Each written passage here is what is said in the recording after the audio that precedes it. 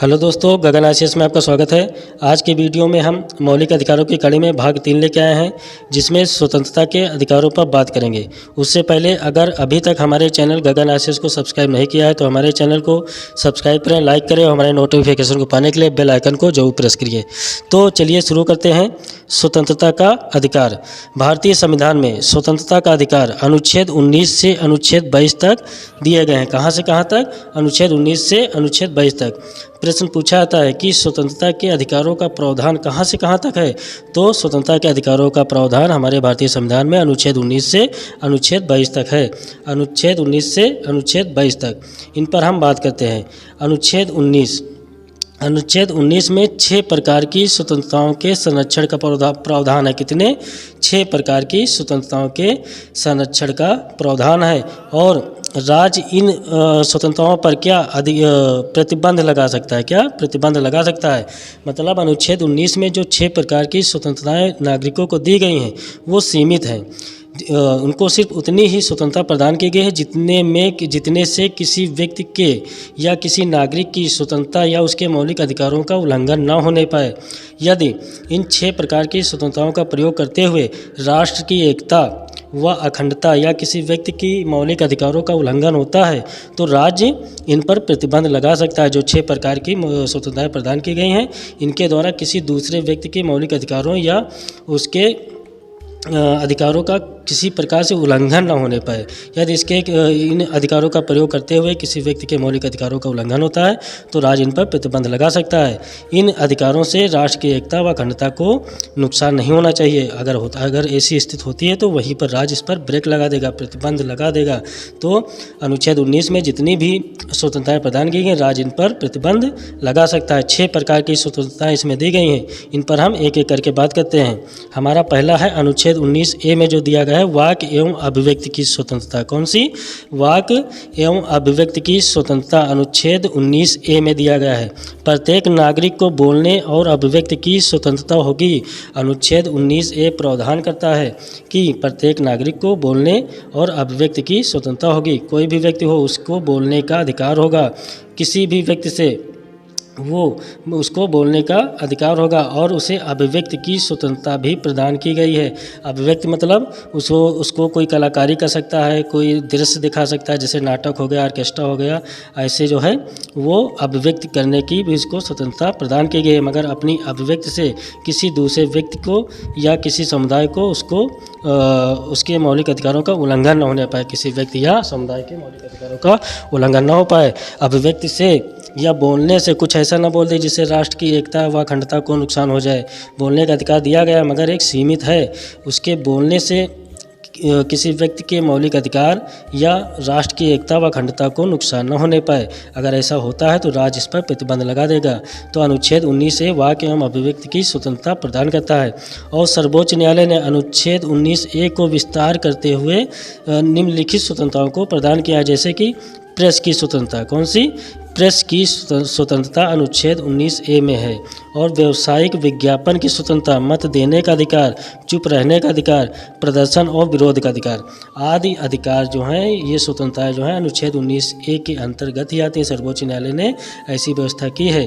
Press की स्वतंत्रता, मत देने का अधिकार, चुप रहने का अधिकार आदि एग्जाम में बहुत पूछे जाते हैं कि प्रेस की स्वतंत्रता का प्रावधान किस अनुच्छेद में है? अनुच्छेद 19A में वाक एवं अभिव्यक्ति की स्वतंत्रता के अंतर्गत प्रेस की स्वतंत्रता, चुप रहने का अधिकार, मत देने का अधिकार आता है। तो ये एग्जाम में पूछे जाते हैं कि प्रेस की स्वतंत्रता, मत देने का अधिकार, चुप रहने का अधिकार किस अनुच्छेद में? तो अनुच्छेद 19A में है। और अनुच्छेद 19A में प्रदर्शन और विरोध करने का अधिकार है, परंतु हड़ताल का अधिकार नहीं दिया गया है। नागरिकों को प्रदर्शन और विरोध का अधिकार तो दिया गया है परंतु हड़ताल का विरोध अनुच्छेद 19A में नहीं है।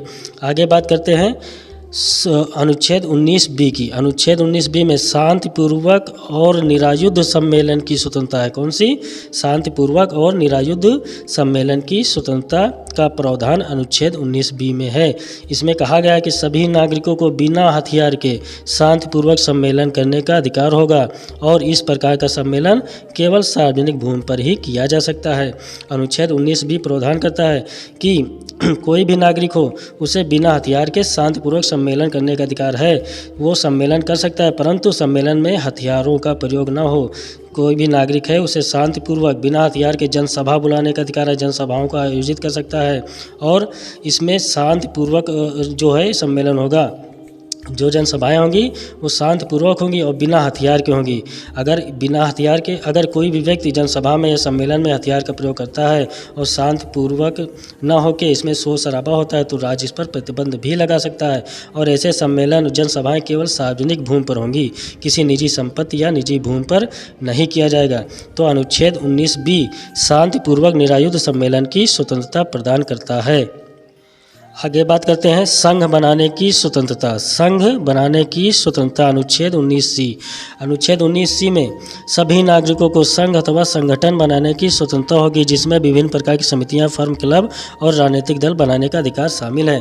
अनुच्छेद 19B नागरिकों को संघ अथवा संगठन बनाने की स्वतंत्रता प्रदान करता है। मतलब कोई भी नागरिक हो वो संघ बना सकता है या कोई संस्था बना सकता है जिसमें फर्म, क्लब या राजनीतिक दल आदि का गठन कर सकता है। अनुच्छेद 19C सभी नागरिकों को संघ अथवा संगठन बनाने की स्वतंत्रता प्रदान करता है। आगे बात करते हैं अनुच्छेद D की। अनुच्छेद D में अबाध संचरण की स्वतंत्रता है। किसकी?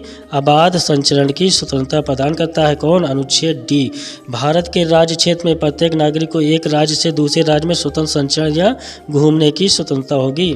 अनुच्छेद D प्रावधान करता है कि कोई भी नागरिक भारत के राज्य क्षेत्र में किसी भी राज्य में एक राज्य से दूसरे राज्य में स्वतंत्र रूप से संचरण कर सकता है, घूम सकता है और उसे कोई भी रोकेगा नहीं। जैसे कोई आदमी है, कोई नागरिक है जो उत्तर प्रदेश में रहता है, वो MP जाना चाहता है या महाराष्ट्र जाना चाहता है, तमिलनाडु जाना चाहता है, तो वह स्वतंत्र रूप से घूम सकता है और राज्य इस पर रोकेगा नहीं, राज्य उसको घूमने से रोकेगा नहीं। परंतु हाँ, घूमने में यदि कोई व्यक्ति एक राज्य से दूसरे राज्य में जाता है तो राष्ट्र की एकता या अखंडता को नुकसान होता है या कुछ ऐसा वो कार्य करता है जिससे राष्ट्र की एकता व अखंडता को नुकसान पहुँचता है, तब राज्य उसके घूमने पर प्रतिबंध लगा देगा। अन्यथा वह भारत राज्य क्षेत्र में किसी भी राज्य में भारतीय राज्य क्षेत्र के किसी भी स्थान पर एक राज्य से दूसरे राज्य में स्वतंत्र विचरण करने के लिए वो स्वतंत्र है। भारतीय संविधान का अनुच्छेद D उसे ये स्वतंत्रता प्रदान करता है कि वह भारत राज्य क्षेत्र में कहीं भी स्वतंत्र रूप से घूम सकता है। अपने अगले अधिकार पर बात करेंगे। अनुच्छेद 19E। अनुच्छेद 19E प्रावधान करता है निवास का अधिकार। क्या? निवास का अधिकार का प्रावधान करता है। प्रत्येक नागरिक भारत देश के किसी भी हिस्से में प्रत्येक नागरिक को भारत देश के किसी भी हिस्से में रहने और बसने की स्वतंत्रता होगी। क्या? रहने और बसने की स्वतंत्रता होगी। अनुच्छेद E प्रावधान करता है कि कोई भी नागरिक भारत देश के किसी भी क्षेत्र में रह सकता है और ज़मीन खरीद के वहाँ बस भी सकता है। परमानेंट भी वहाँ ज़मीन खरीद के परमानेंट घर बना के वहाँ भी बसने का भी उसको अधिकार है।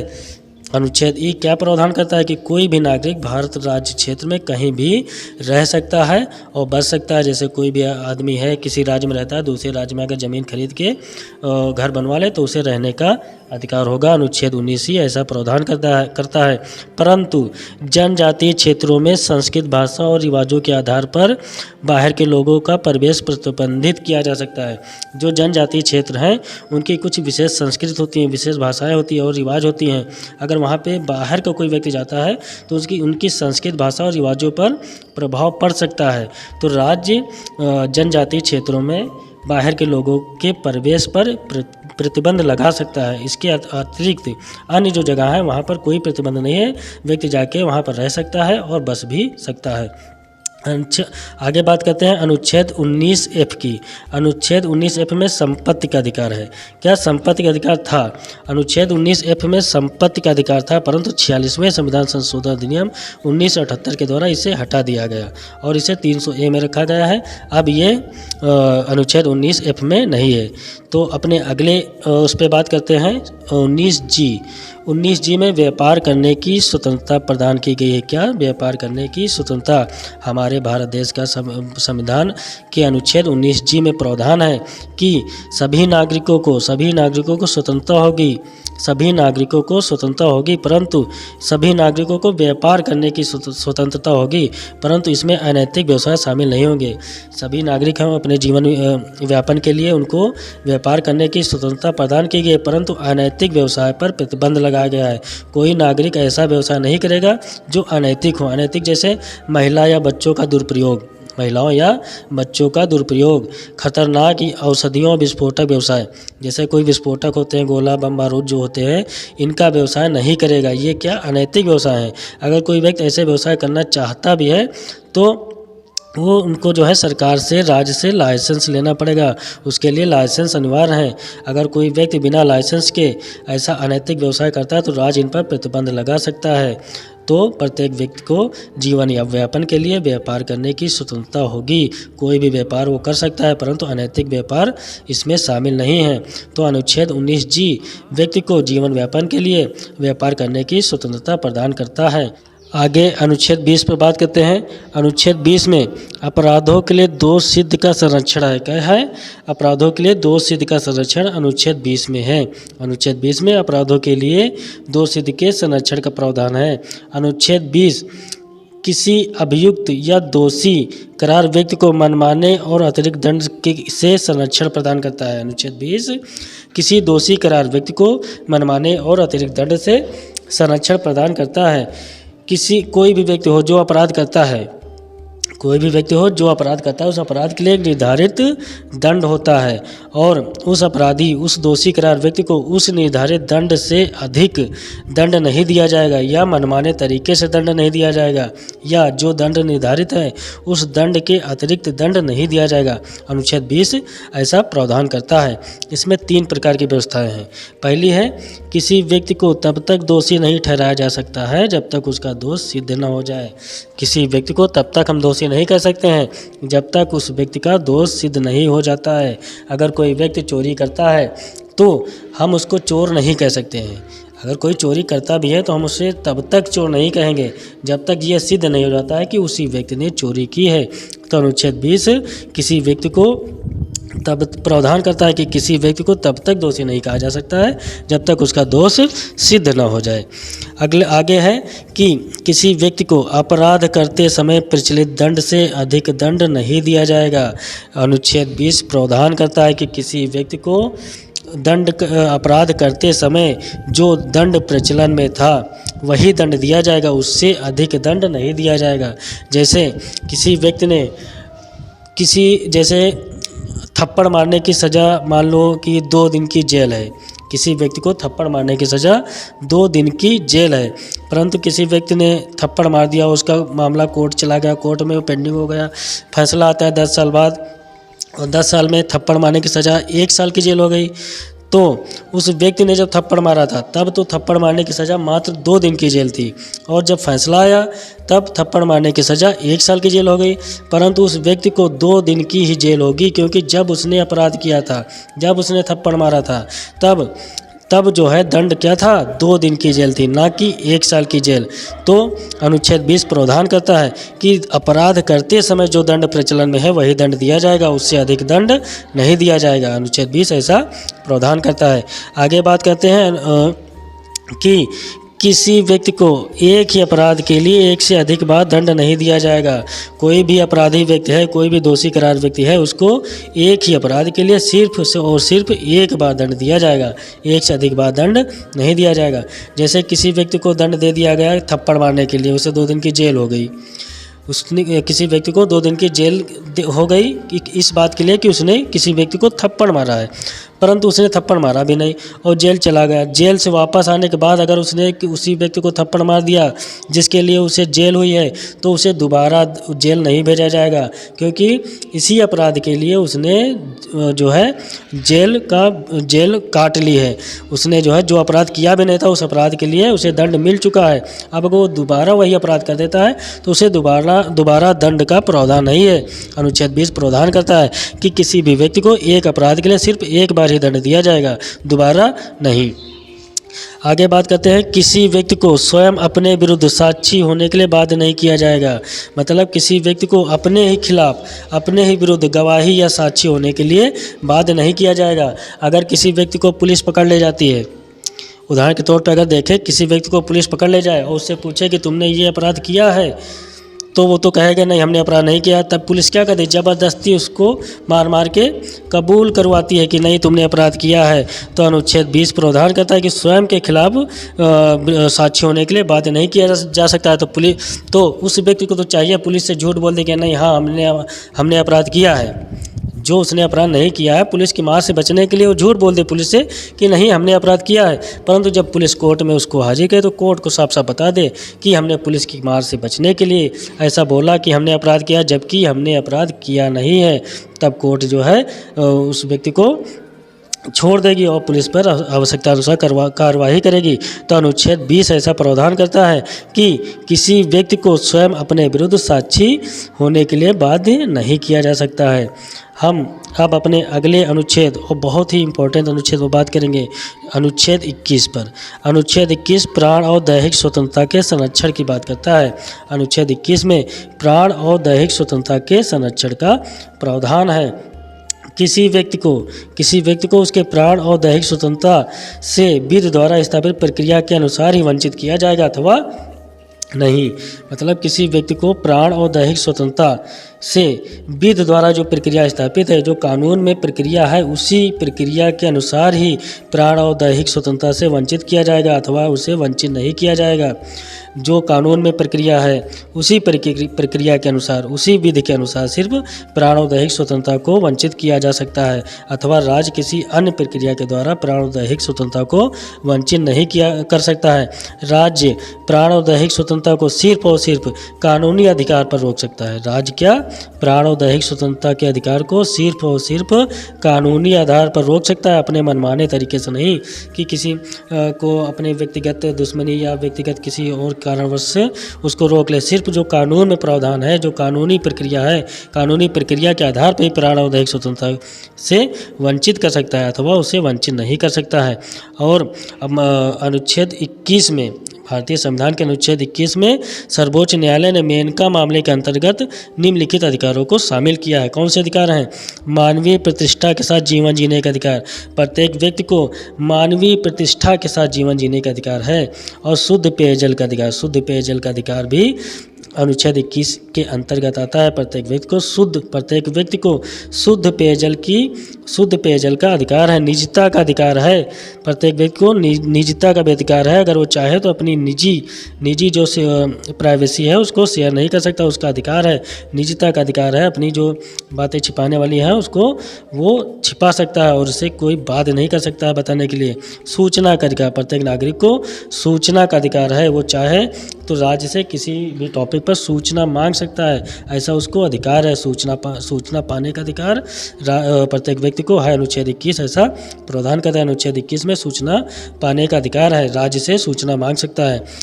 आगे है 14 वर्ष की उम्र तक निःशुल्क शिक्षा का अधिकार। 14 वर्ष उम्र तक निःशुल्क शिक्षा का अधिकार है। 14 वर्ष तक के जो बच्चे हैं उनको निःशुल्क शिक्षा का अधिकार प्राप्त होगा। अनुच्छेद 21 ऐसा प्रावधान करता है। बहुत इंपॉर्टेंट है, प्रश्न पूछा जाता है कि 14 वर्ष की उम्र तक निःशुल्क शिक्षा का अधिकार किस अनुच्छेद में है? तो अनुच्छेद 21 में 14 वर्ष की उम्र तक निःशुल्क शिक्षा का अधिकार है। और राज्य ने इस पर एक कानून भी बनाया, शिक्षा का अधिकार, उसको हम आगे बात करेंगे। अनुच्छेद 21 में है शिक्षा का अधिकार। और अनुच्छेद 21 में विदेश जाने का भी अधिकार है। प्रत्येक व्यक्ति को विदेश जाने का अधिकार है। अगर कोई व्यक्ति भारत में रहता है तो उसे अमेरिका, कनाडा, उससे कहीं भी जाने का उसको अधिकार है। अनुच्छेद 21 ऐसा प्रावधान करता है। और इसके अंतर्गत कई प्रकार के अधिकार हैं, जैसे स्वास्थ्य का अधिकार है, इमरजेंसी चिकित्सा का अधिकार है। इमरजेंसी चिकित्सा का अधिकार भी नागरिकों को अनुच्छेद 21 के तहत दिए गए हैं। अनुच्छेद 21 में निजता का अधिकार, 14 वर्ष की उम्र तक निःशुल्क शिक्षा का अधिकार, शुद्ध पेयजल का अधिकार, सूचना का अधिकार, विदेश जाने का अधिकार आदि सम्मिलित हैं। और एग्जाम में ये बार बार पूछे भी जाते हैं कि मानवीय प्रतिष्ठा के साथ जीवन जीने का अधिकार किस अनुच्छेद में है? तो अनुच्छेद 21 में है।